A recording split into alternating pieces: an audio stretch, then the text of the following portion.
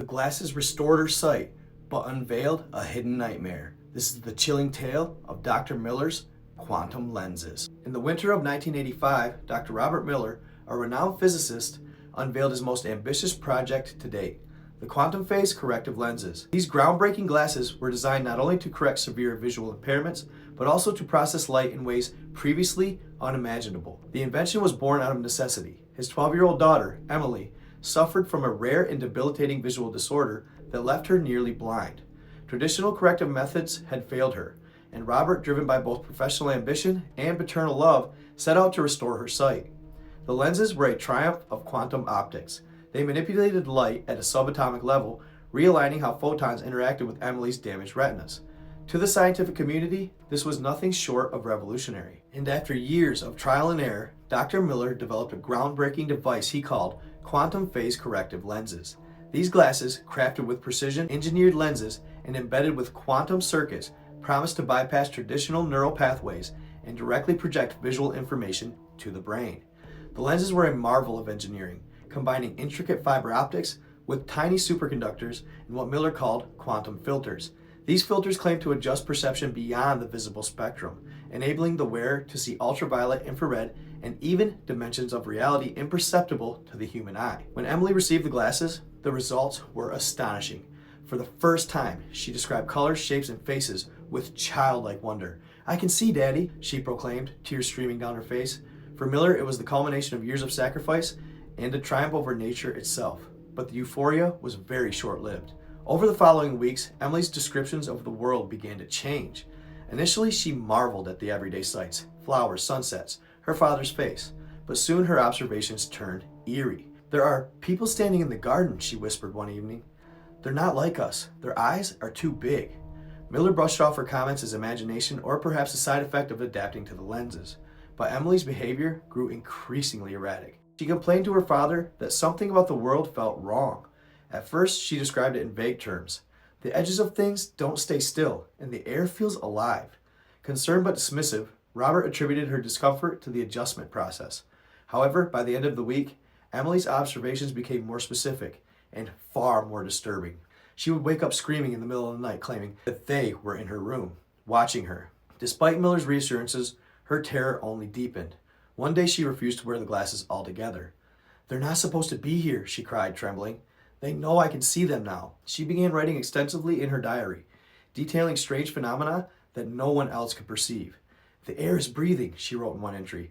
"It's like everything is alive, but not in the way we think. The walls, the trees, even the sky, they're all part of something bigger, something terrifying." A particularly chilling entry read, "Everything is inside something's stomach. We're floating in digestive fluid, and it's so big, I can't see all of it. It's laughing at us, all of us. We're not living, we're being eaten." Her father, increasingly alarmed, sought medical opinions, but no physiological explanation could account for her descriptions.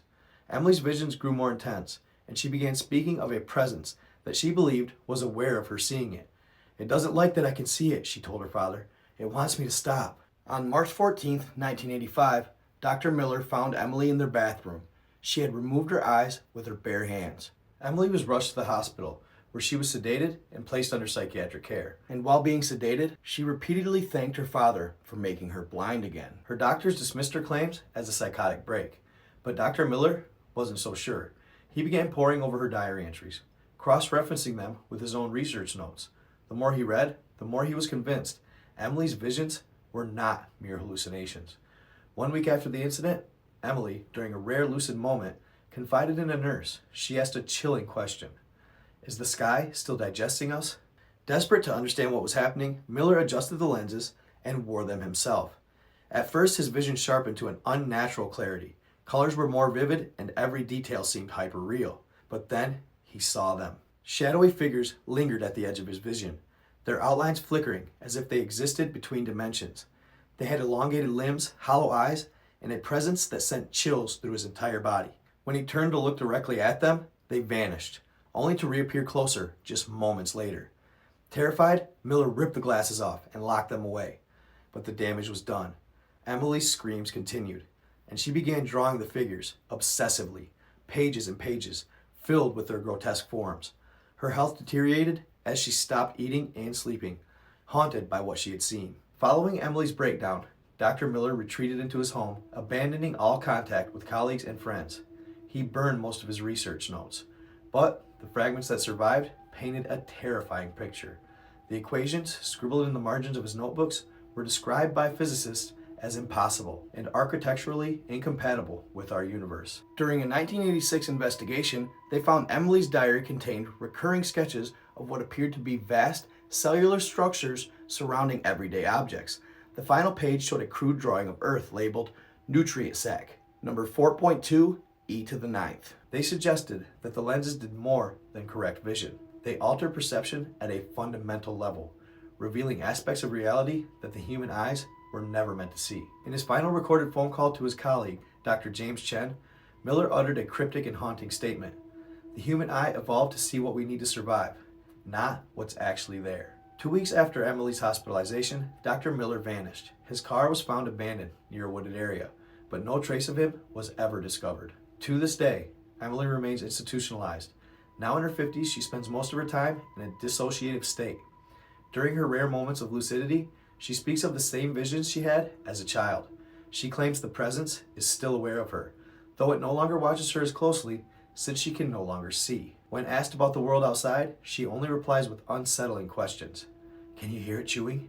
Can you feel it swallowing us? The prototype lenses were never recovered, and Dr. Miller's research has become the subject of endless speculation. Some believe his findings were too dangerous to be made public, while others dismiss the entire episode as an elaborate hoax or a tragic case of mass hysteria.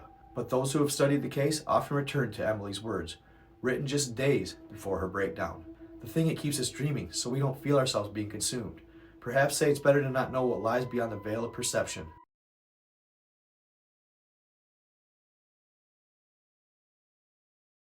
Remember the story I told about the Vietnam night vision, how they used red at first, but they started seeing entities more or less, and these entities could tell when these soldiers could see them, and then they would somewhat, attack them or intimidate them.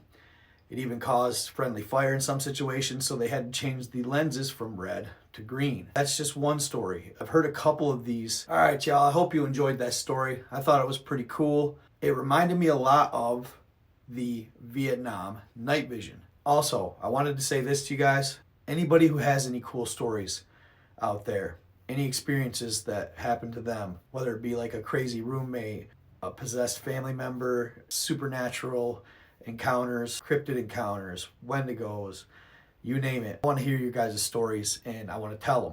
So go ahead and shoot me an email at nightgod333@yahoo.com. That email just be strictly for stories from you guys. Make sure you tell me in the story whether you want to be anonymous or shout it out. I'm talking dimensional time jumps, quantum leaps, crazy stories like that, guys. I want to hear some good stuff from y'all. So nightgod333.com. On Facebook, you can just shoot me a DM on my nightgod333 Secrets Revealed page. All right, y'all. I am out. Quantum lenses stories. They're very intriguing for sure. Whether this one is absolutely 100% true, I have no idea. Use your judgment there. But yeah, I thought that was a really cool story, so I wanted to tell it to you guys. It was going viral on TikTok. As you can see, I'm trying to post more, trying to get back on my game and be more consistent for you guys. I'm going to start trying to post at least 3 times a week, maybe go live once in a while, maybe once a week or something like that. But I'm going to start picking it back up. As you all heard, the TikTok ban is essentially being pushed through. So yeah, I'm not going to be caught sleeping when the wave of TikTokers comes over to YouTube and Facebook. So I hope you don't mind the storytelling. I'm going to still mix in my current event stories as well.